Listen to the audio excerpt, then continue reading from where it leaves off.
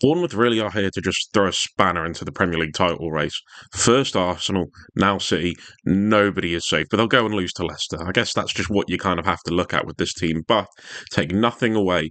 There is something very unmodern like about Bournemouth, and I am all here for it. They're direct, they're fast paced, they're not concerned with possession, they're not concerned with a build up phase into an attacking phase. And I think that's why big teams struggle with them. And I know Andoni Iraola's Rayo Vallecano team had a bit of a reputation for being giant killers. I can't say that's a team I watch too much of, to be perfectly honest with you, but I know that's the reputation he came over with. And now that he's in his second season, you're starting to see the team in his image. I always feel like that second season is when you really start seeing a manager's view of a team. That first season, it's always a mix of what he's trying to implement with what was left before him. I know he's spent money, but even still, this feels like a canvas which he has painted on, and you are seeing the effects of it come to fruition. And as I say, City couldn't handle the dynamism, they couldn't handle the pace of it, and they have their own problems in the midfield area, which we'll talk on as the game goes on.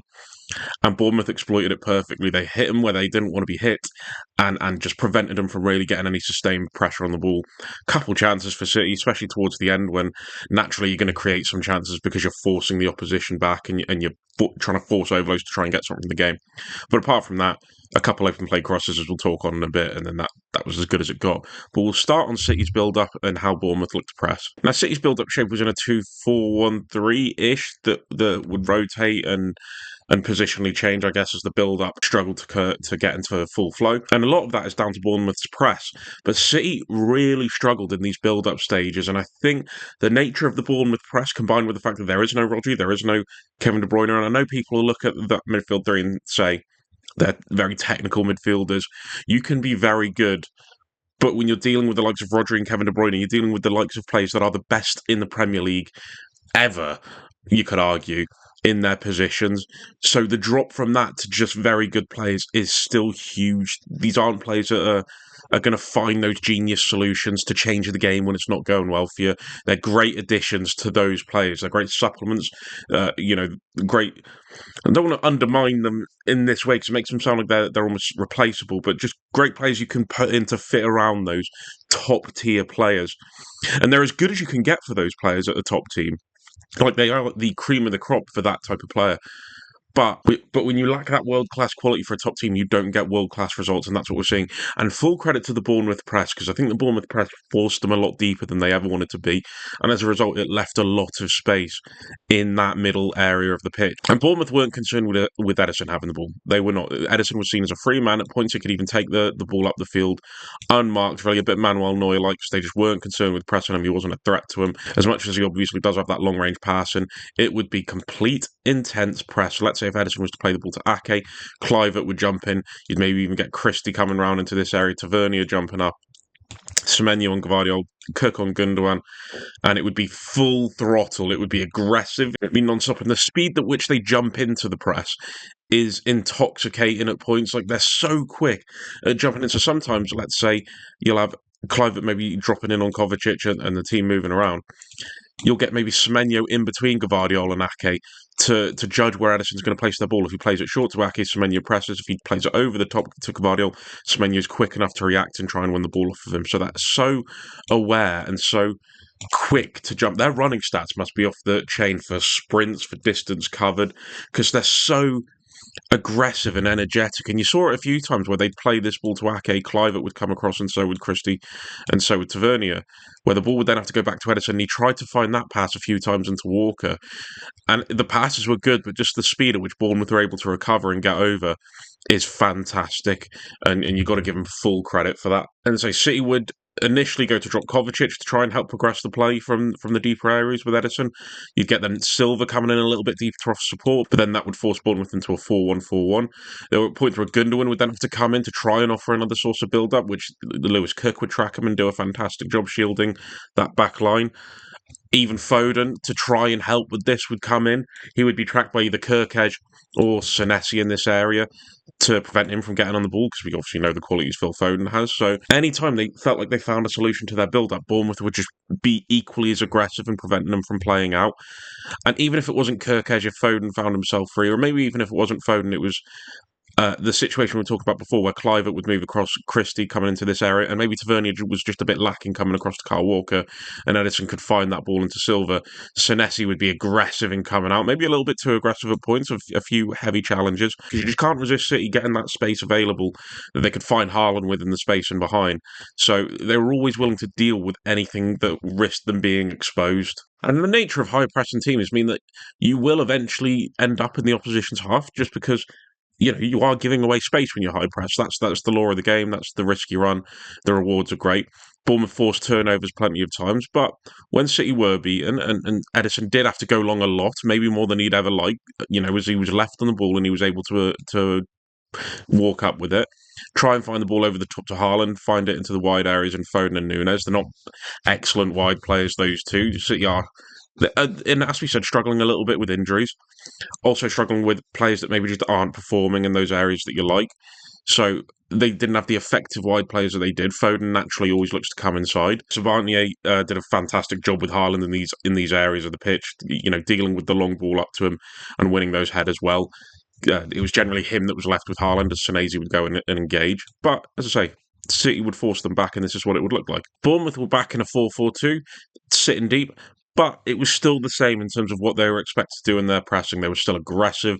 They were still trying to get up against them. And if City played the ball in between the lines, the reactions of players, Evan Nielsen coming back especially, their ability to back press, I think, is the greatest key. Because it maybe allows Christie and Cook to just offer that protection here. Semenyo can come around as well. We're trying to shield the pass into Nunes. And you get Evan Nielsen moving back. You get Clivert moving back. And again, just made that central area hard for City to play through. They didn't get any real combinations going in that. And City did try and use their fullbacks. It was a little bit different. It didn't feel as clean as it usually is, the way they invert the fullbacks. You'd get Gavardiol, who would push alongside Nunes, who would come inside sometimes, he would go outside. And, working with Nunes isn't a natural wide player. It did cause a few openings going around the outside, Nunes, and did get a few crossing opportunities that way. But there wasn't really a lot coming down that left-hand side. Gavardiol and Nunes aren't technically top tier, especially what you consider from the City team. You'd get Kyle Walker doing one of two things. He'd either come inside in this area of the pitch, he'd come in and invert into a midfield position, which made it a little bit easier for Tavernier to get close to him while still saying centrist. Semenyo could come out wide to track Gavardiol, maybe leave a bit of space in that half space if Gundogan pulled off to receive the ball from the defence. But as I said, City never really went down that side a lot, and it was on the right-hand side where they did have a few rotations that did cause Bournemouth some issues with Kyle Walker and Foden and Bernardo Silva. All three would rotate and interchange. You get Kyle Walker on the right-hand side with maybe Silva dropping, which allowed Foden to look for the ball in between the lines, so you'd get Foden receiving it here, which he did get the ball a few times and did cause a few issues for Bournemouth. Just his ability to resist the press, take the ball in tight areas. Christie would come and back press. He'd make a subtle little move away, a little bit of a yard away from Senesi, and he could create from there. His end quality was lacking at points, it has to be said. Didn't really use the ball well when he got it into dangerous positions, but resist the press well, and he was the one City player I felt like that was able to disrupt that Bournemouth shape and exploit it and find those gaps that could hurt them. And Bournemouth adjusted well. And to be fair, the one thing I thought Bournemouth did fantastically is prevent that half space from being opened up. And that was the real reason City would try and commit to these wide overloads, is they draw Kirkez out into here and they get either Foden or Bernardo Silva making the run into this area of the pitch to receive it, as we know they've done historically over near enough a decade with City. But Ryan Christie did a fantastic job of covering this half space, tracking the run and not giving him a yard, and they didn't create much from these areas. Fully top level performance from Ryan Christie on the ball and off the ball. I thought he was essential in this entire thing coming off of Bournemouth. I thought he protected that area well. Anything that opened up between Senesi and Zabanyo, which it will, because Zanesi's got to stay central to keep an eye on Haaland, and Christie just dealt with that fantastically. And full credit to him, full credit to the coach and staff for having that faith in him. And at points, City's best opportunities was being limited to just open play crosses to try and find Haaland, who would peel off to the back stick, whether that's on the right or the left. Zabanyo and Senesi did a fantastic job. Aerially won all their battles with him. Travers was needed a few times, especially as the game wore on. Kept him out well. And full credit to them. Defended excellently, bravely, aggressively, and they got their awards for it. And it's nice to see. It's nice to see a team changing it up and doing things a bit differently. Direct nature of when Bournemouth win these balls back to then go long to getting it up to Evan Nielsen, who I have to say, I really like Evan Nielsen. I know there was a few games there where his finishing looked a bit off, but he's aggressive. He gets against centre backs. He works for the long ball really well. I feel like if you're a centre back, you'd hate playing against him. I feel like if you play at the end of the season, when people are discussing their toughest opponents, a few of them might drop Evan Nielsen surprisingly, just because how aggressive he is. He's tenacious. He's chasing the ball always. He's hounding centre backs, using his body well. I actually think this finishing is pretty good as well. I think we saw it in this game. We've seen it in a couple of games. You know, he came off the bench and produced a good goal against Villa. I just feel like he needs that confidence. Let's not forget he's moving to a new league. You know, it's a lot of money. Yeah, of course, that comes with expectation, but you've got to give him a little bit of time, just a little bit of time. And I feel like you're seeing enough evidence that he's going to be a success at Bournemouth with just his all-round centre-forward players. Say, the long ball, making it stick, winning his aerial duels, which admittedly is a lot easier against Akanji and Ake. I did feel like they missed Ruben Diaz in this area. As much as I'm not even the biggest Ruben Diaz fan in the world, but he is key for these transitional opportunities when you don't have Rodri, that he can use his aerial ability to contest with Evan Nielsen a lot better than Akanji and Ake did. You'd get the fast-paced runs from Tavernier and Semenyo on the wide areas to then look for the headers over the top, which he was fantastic at. Christie and Kluivert coming in as well to receive it short, just in behind. And City's transition into defending wasn't amazing. Kyle Walker struggled with at the start. It was Tavernier. Later on, it became Semenyo when they swapped wings midway through the first half. And Walker struggled physically. He didn't deal with Semenyo well enough. Pace-wise, he's starting to lose that yard, and Semenyo has it for days. And I have to say, Semenyo, for me, looks like a Klopp-type winger. Fast-paced, direct, with his movement and his dribbling ability, and he's got an eye for a goal. If he was in this vein of form now and he was at this level when Mane left, it wouldn't have shocked me if Liverpool went for him at all. But yeah, Walker struggled completely with his tracking of the run against Semenyo. And as a result, they would open up City a lot of times down that left-hand side, especially with Gvardiol, and their positionings, having them so high up, made it a lot harder to recover. Christie and Kluivert operating in the half space, and again, used the ball fantastically. Christie, when he was dealing the ball from knockdowns, with Kovacic having to recover, with Silva having to recover, with Gundogan as well, dealt with it when he was pressed and just used it brilliantly in finding either the close man in Kluivert or Cook, or firing balls in behind to Semenyo and Walker. And City felt like just couldn't recover into space quick enough. Weren't pressing amazingly either, City, so at points it left them in a little bit of a mid-block, so that if Bournemouth could sustain the attacks, there was still space in behind for the likes of a Semenyo, for the likes of Tavernier, they could still hit. So if I just push this back, Bournemouth would originally start up in the 2-3-2-3. It wouldn't be complex build-up patterns at all. It would be playing it around the back, trying to force City onto them, forcing the midfielders up, maybe creating a little bit of space with a midfield overload against City's midfield too. If Silva would come to press, get it to Kirkesh, bring Foden up, and then once they felt like they'd forced them up high enough, go back to Travers, knock it long. And it's like Semenyo in this area, fantastic up against Kyle Walker, fantastic on the right hand side as well against Gvardiol, long to Evan Nielsen.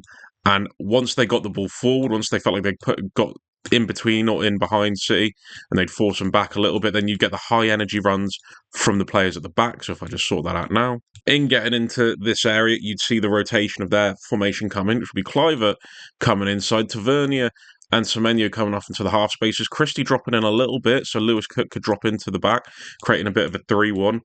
And this then led to the fullbacks producing their high energy runs, Adam Smith on the right, and especially Milos Kirkesh on the left. They could not live with him. Foden was caught napping a few times and trying to track Kirkesh, and his crossing for the 2 goals to Semenyo at the back post, who produced a lovely touch and finish, and then Evan Nielsen for the second killer goal was excellent. And City just couldn't live with the way that Bournemouth transitioned into certain areas of the pitch. When they could create those wide overloads, you'd get maybe Ryan Christie coming over to this area with Semenyo and Kirkesh. Kirkesh could come inside, Semenyo out wide as well. Kluivert could come over onto the right-hand side or just provide that link between the two.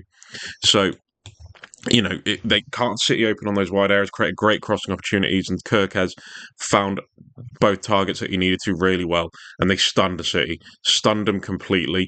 They just couldn't handle the direct nature of their press, couldn't handle the direct nature of their play, couldn't get close to him in pressing, couldn't cover the space well enough in behind. And even from these areas, if the ball came over the top from the back three, Evan Nielsen would make runs in behind and time them perfectly to get on the ball and sustain those attacks in behind the back line, even if they were a little bit deeper in between Edison as well.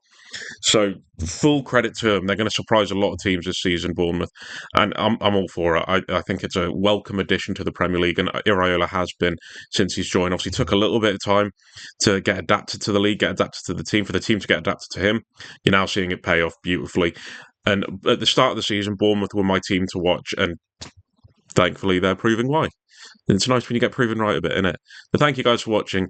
And this week's content may be a bit of a struggle just because of situations that I've spoken about previously. I'll try and get as many videos up as I can, but if I miss what could be important games, because there was a lot of games to cover over the weekend as well, then that is just there's nothing I can do about that, I'm afraid, and I apologise greatly for it. But I'll do my best to try and get as many videos up as I can. But like the video if you like it, dislike it if you disliked it, comment down below and tell me why either way, and subscribe if you want to see more. In a bit, lads.